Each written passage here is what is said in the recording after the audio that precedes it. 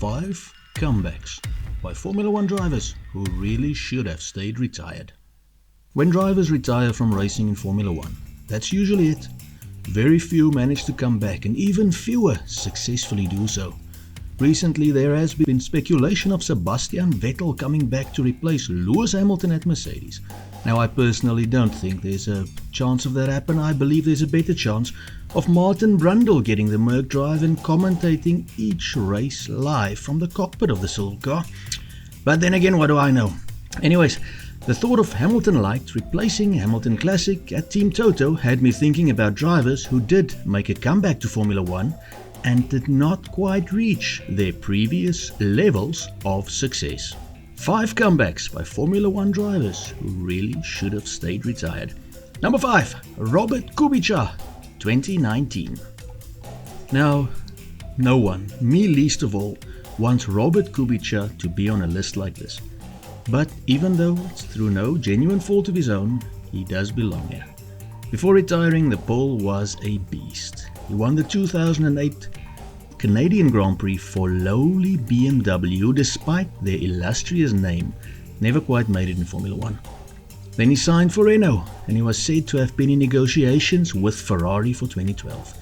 Pre-season 2011, he was in a massive crash though, which among other things, partially severed his arm. It's a miracle he kept his arm. He almost died through blood loss. It's incredible he managed to race again, and in 2019 he was announced as driver for Williams in Formula 1. It was a miracle.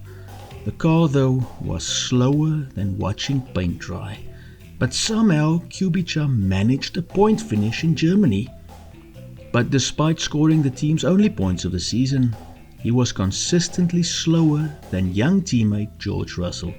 In fact, Russell finished higher than Kubica in 16 of the 18 races they both finished. A man seen as a potential world championship contender who, according to an interview he did in 2018, was to sign for Ferrari in 2012, was now being beaten by a youngster in a very slow car.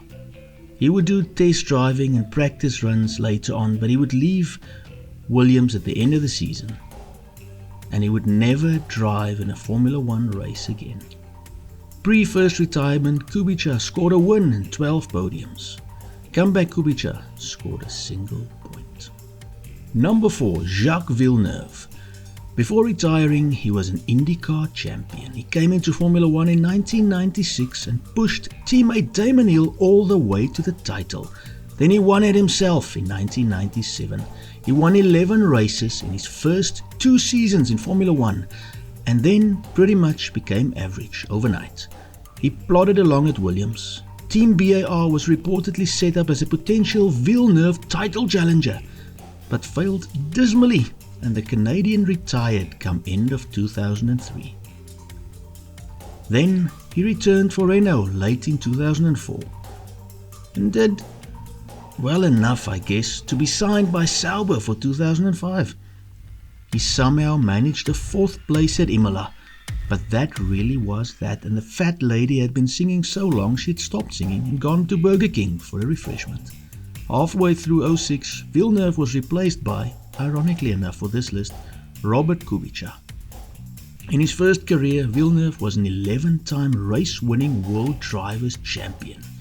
In his comeback, he scored 16 points. Number 3, Alan Jones.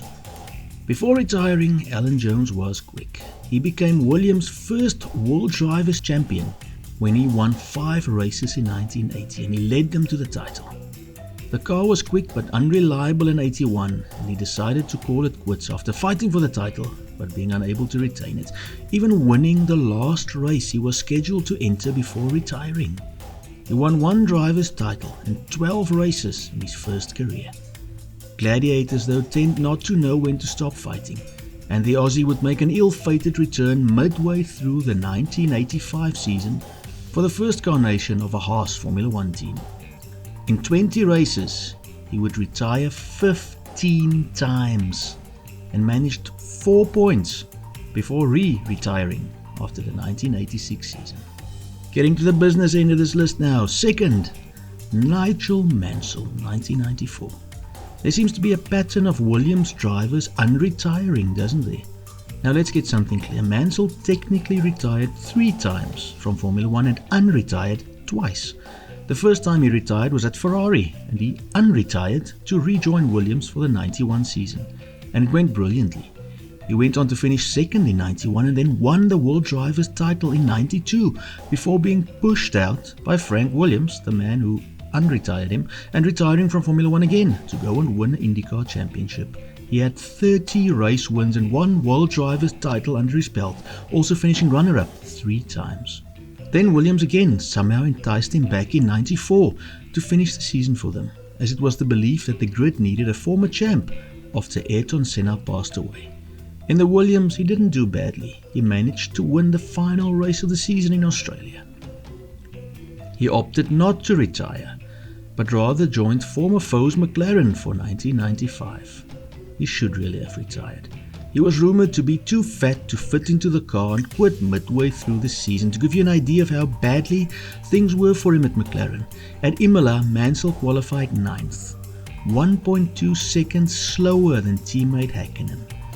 When he was finally lubed, or maybe they built the car around him, I don't know how he fit in it.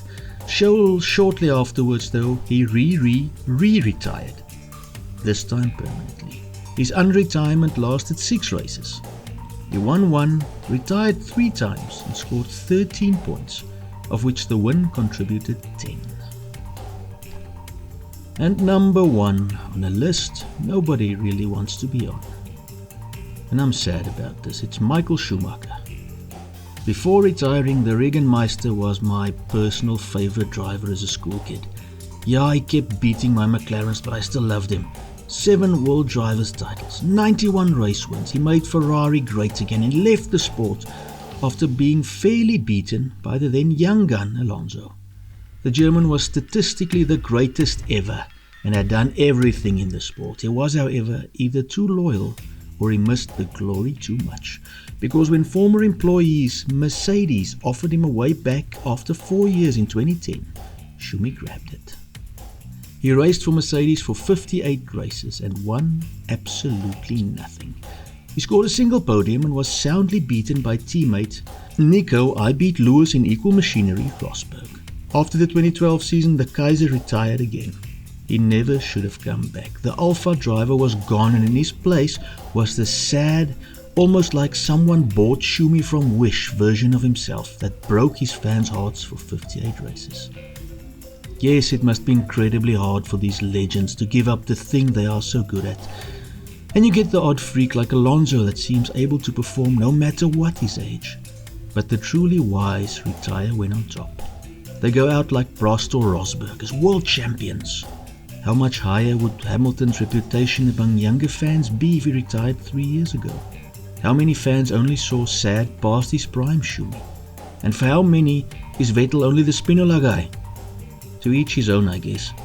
And with that, I wrap up this video. I truly hope you enjoyed it, and if you did, hit that like button, smash that sub button, and check out our channel. New stuff out every week, and thank you for watching. May God bless you. Goodbye.